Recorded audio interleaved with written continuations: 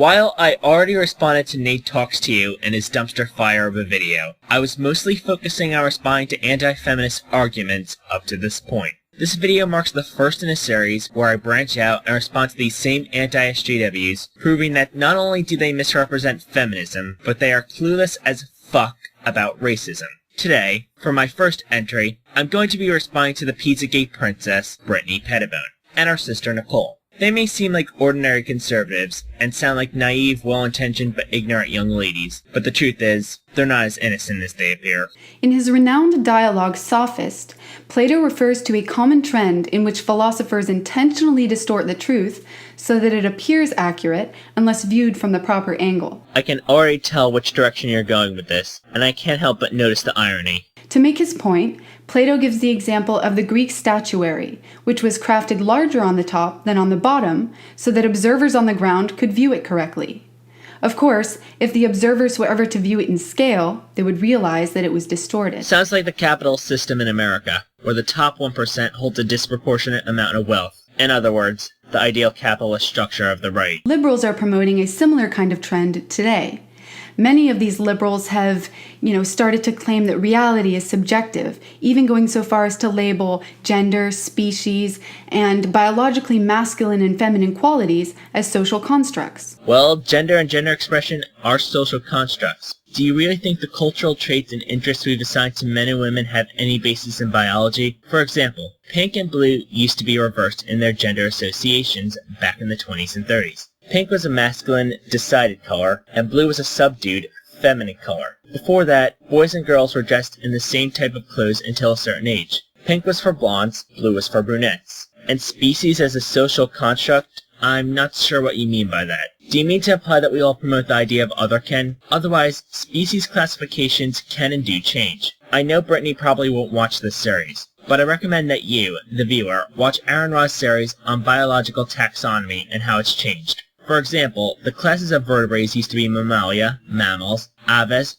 birds, Reptilia, reptiles, Pisces, fish, and amphibians. Now, the old Pisces class has been subdivided into many other taxonomic classes, some in separate subphylums, while only the bony fish remain in the same subphylum as reptiles, amphibians, birds, and mammals. Conversely, birds are now categorized as a clade of the reptile class, being the only living representatives of dinosaurs and all. Unfortunately for these deluded escapists, reality is not subjective.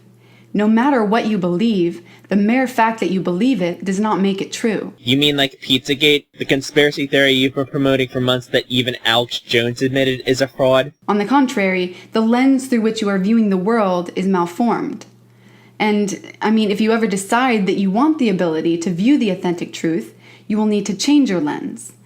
Because the world is never going to collectively accept an alternate reality to accommodate your fantasies. Very true. White nationalists have this delusional conspiracy theory that the Jews are behind everything they don't like, and that all of the ancient empires like Egypt and India were founded by blonde-haired, blue-eyed Scandinavians. They blame civilizations collapsing on the people having kids with other types of people in the region. Don't believe me? Look up Arthur Kemp's book, March of the Titans. People actually believe this shit. This will lead to chaos, and in a way, it already has. One such chaotic example is the ever-increasing racist rhetoric being directed at white people. Such slogans as, "No white people allowed," or "All white people are racist," or "The white man is a devil," have gone mainstream and are now circulating the physical and digital networks of Western society.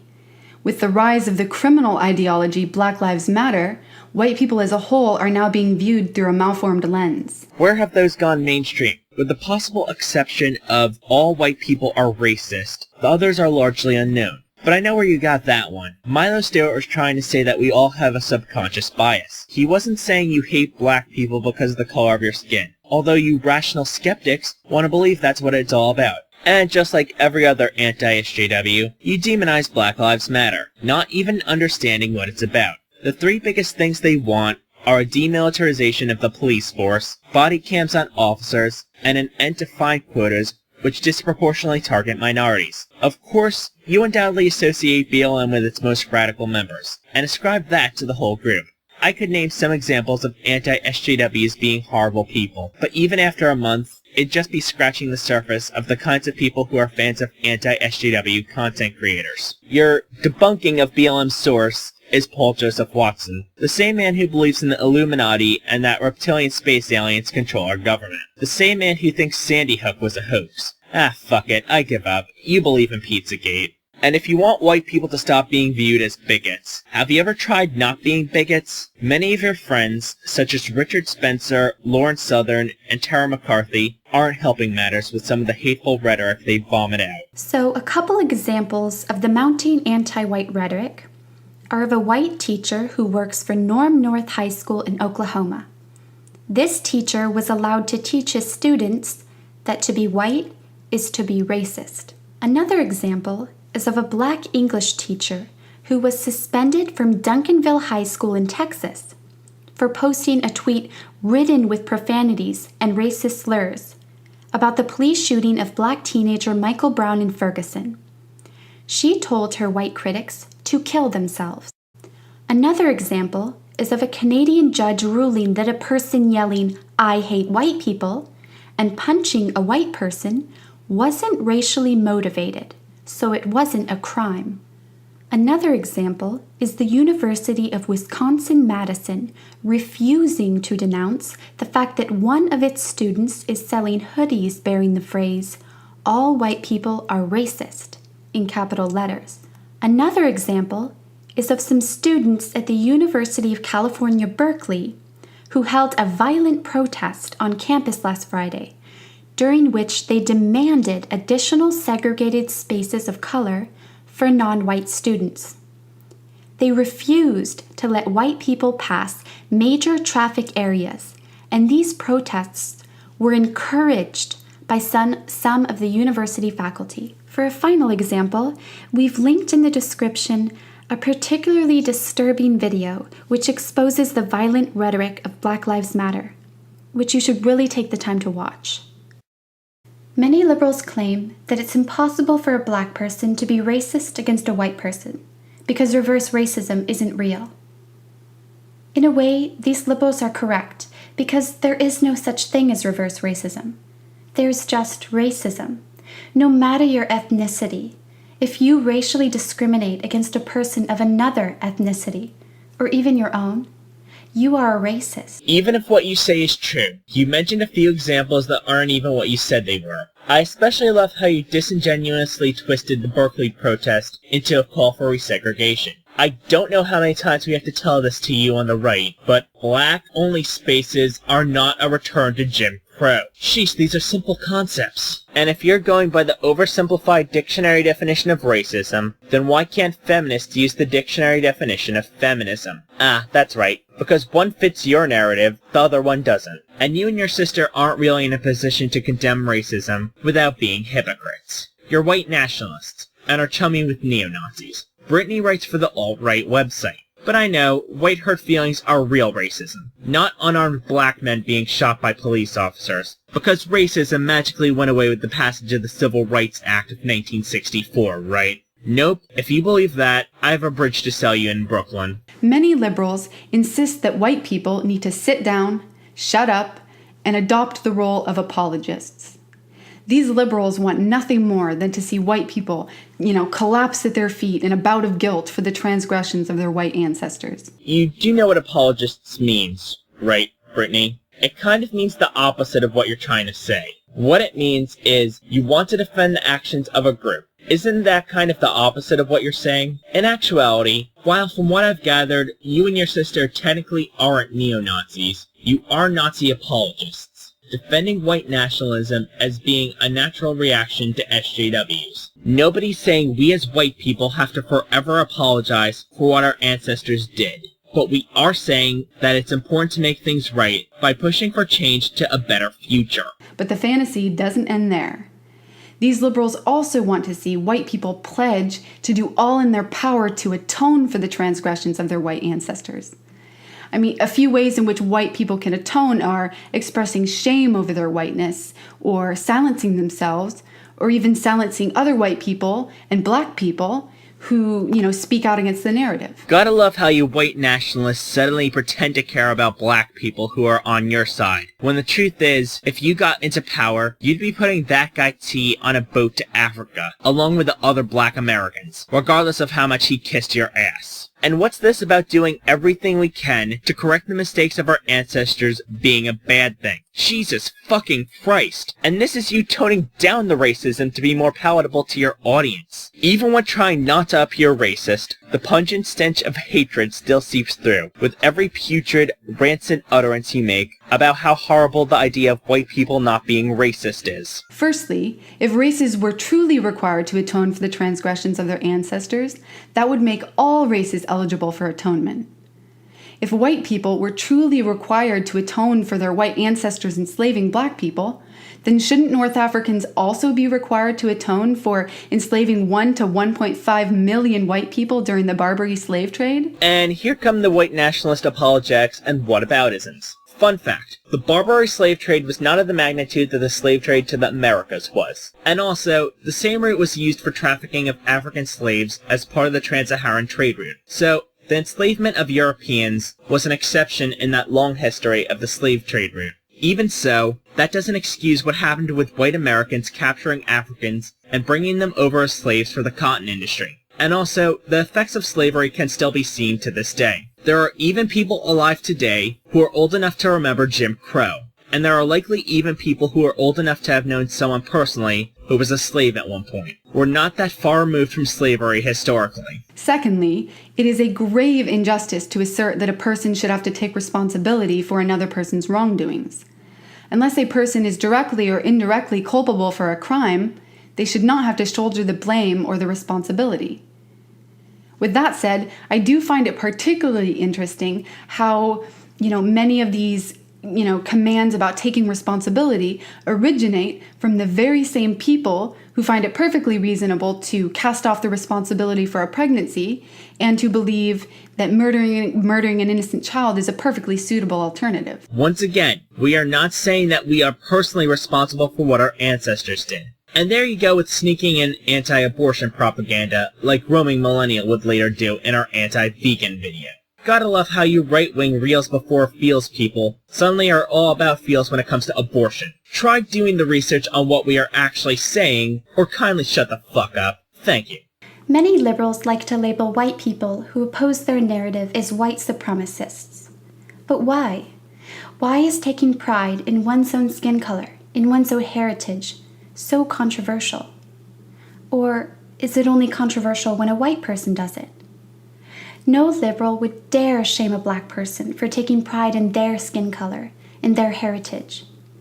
And this is as it should be. Notice how there are German heritage festivals, Irish festivals, Italian festivals, Greek festivals, and so on. Nobody's saying you can't be proud of your own heritage. But white is an arbitrary label based on skin color, and white pride is a code word for white supremacism. The reason that blacks relate their cultural pride to their race is because whites stripped them of their cultural heritage, and the only identifier they had was their skin tone. And they built a new culture from being lumped into a single group of people. If you ask a white person about their ancestry, you'll often hear stuff like Scottish, Irish, Polish, Swedish, German, Italian, Spanish, French, and so on. While with black people, they don't know. Outside expensive DNA tests, there's no real way to trace it back, except for more recent immigrants, in which case they identify with their nation of origin. America as a whole should encourage cultural and nationalistic pride, not try to stomp it out.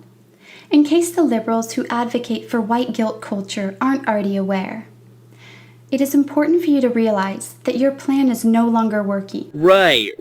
We point out that you're racist, so you're going to keep being racist. That'll show us. And I'm referring to your method of labeling people racists, bigots, misogynists, sexists, for just opposing your opinion. If you don't want to be labeled a racist, sexist, misogynist, homophobe, anti-Semite, or whatever, then maybe stop being those things. Or at least try. We don't point out bigotry because we like hurting delicate white feelings. We point out bigotry because it actually hurts people who aren't privileged. Bigotry hurts women, LGBT people, people of color, and other marginalized groups in a very real way. Much more real than the hurt feels that white people get. The truth is that the vast majority of the people who oppose your narrative no longer respond to insults, Why?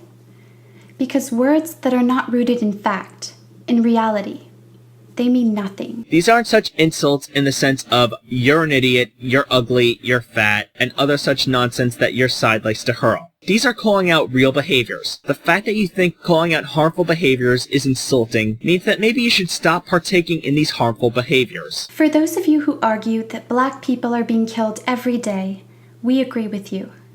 Black people are being killed every day, and it's a terrible tragedy. But it's important to note that this is largely due to black-on-black crime, which resulted in 6,000 deaths in the year 2015 alone. Yes, but have you looked into why black-on-black crime is so prevalent? It has to do with poverty, and conditions that keep black people in terrible economic conditions that foster a high crime rate. White-on-white crime is also fairly high in impoverished, predominantly white areas. Also, suburban middle-class blacks commit crimes at a much lower rate than urban blacks in poverty. We see the same trends with every group of people. However, societal prejudices that make it harder for people of color to escape poverty has led to these continued problems. What's more, 28% of the abortions performed in the United States involved black babies, while black people make up just 12% of the U.S. population. It has been estimated that since 1973, black women have had approximately 16 million abortions. And if abortions weren't readily available, imagine how many young black women would be forced to raise kids that they aren't prepared for yet. Abortion gives them a way out of this. Racist white people like to perpetuate the myth of black women having tons of kids for welfare money. But this little fact contradicts that narrative. As for black people being killed by law enforcement officials, it's true that black people are more likely to die at the hands of police. But why is this? Is it because our police as a whole are racist? Yes. In many cases, it is. It's a straw man to say that we say all deaths are due to racism.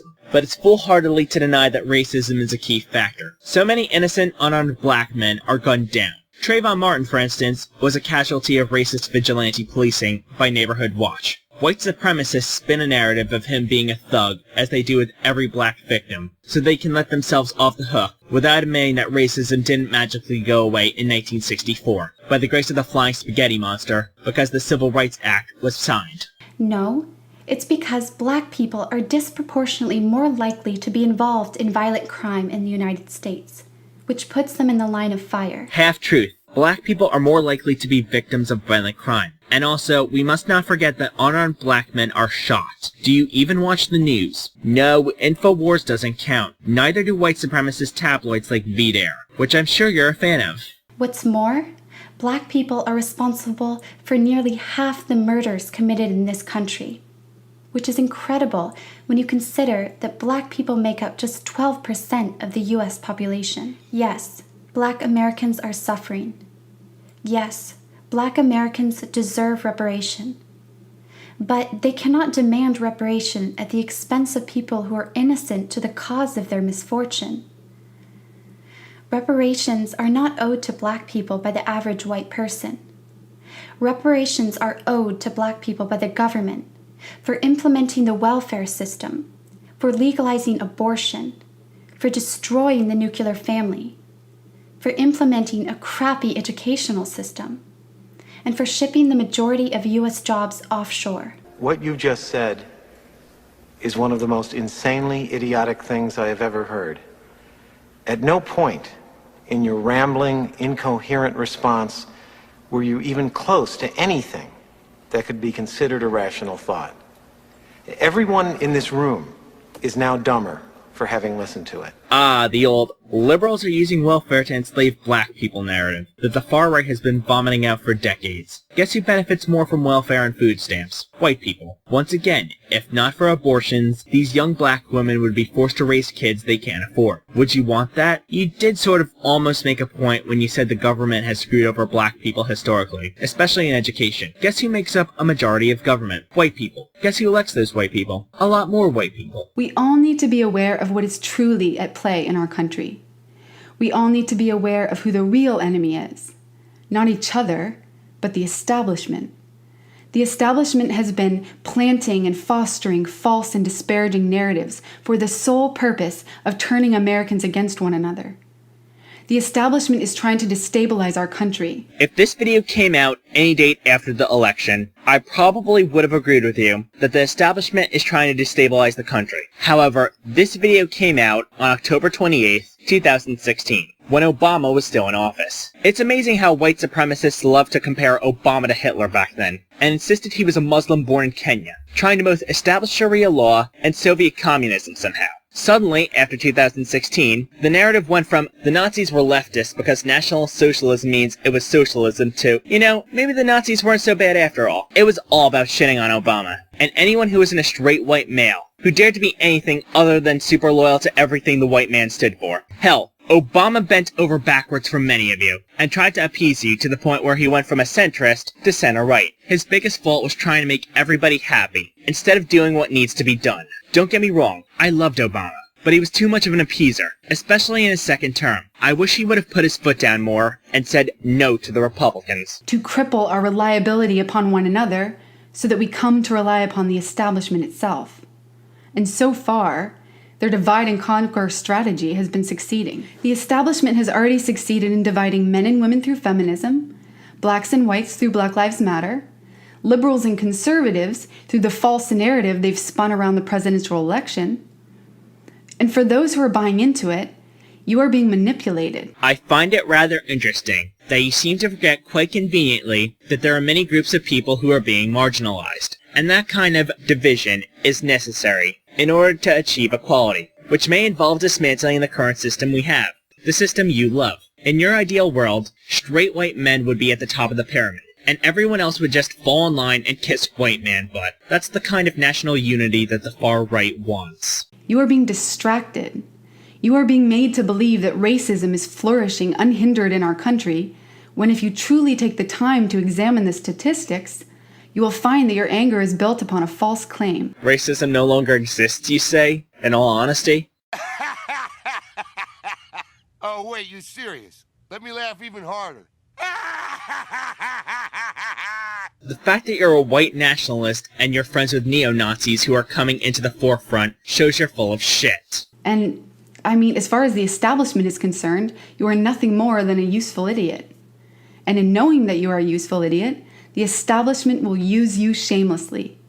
But the moment that you fulfilled your purpose, the moment that the establishment has squeezed all the benefits from you that they possibly can, they'll discard you. Gee, that sounds like a certain group of people. Could it be your group of people, the alt-right? Have you ever thought you might be a useful idiot for Nazis who will happily discard you like a used napkin once they decide you're no longer useful to them? You'll become an SJW in their eyes for being not racist enough, not sexist enough, not anti-Semitic enough, and so on. Either you're blissfully unaware of what a horrible fascist piece of shit Richard Spencer is, or you're just as much of a disingenuous fascist as he is. We all need to stand together. No matter our skin color, race, or gender, we all need to rise up as one. And if we can't do that, if we all just continue to go downward on this destructive path of regression, then we're eventually going to get the country that we deserve.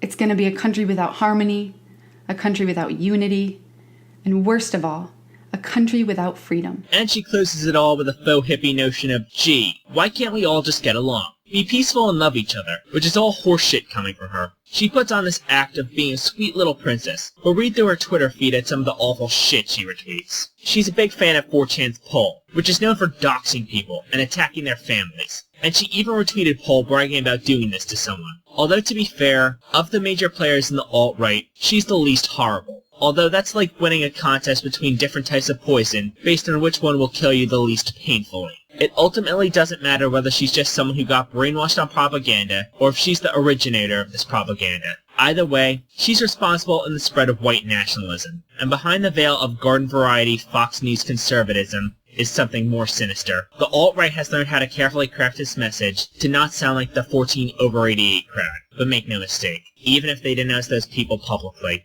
in private, they're best friends.